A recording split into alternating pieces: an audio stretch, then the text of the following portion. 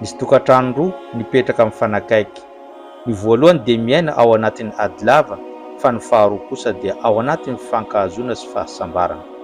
Ka hoy ilay vehivavy tamin'ny vadiny hoe: mandehana jereo, inona no antony io tokantrano milamina sy miaina ao anatin'ny fahasambarana. Nanomboka nanara-maso ilay lehilahy ka tazany teo amin'ny mpanadiovana ny trano ilay vehivavy. Tampoka teo dia nandeha tany amin'ny lakozia, ka nandritra eo fotoana eo niditra tao an-trano ilay lehilahy vadiny, tsy nahatsikaritra ny rano tena nivon'ny trano, ka nianjera vokatra izany. Tonga ilay vehivavy vadiny niala tsiny ka niteny hoe: miala tsiny aho fa tena diso tanteraka.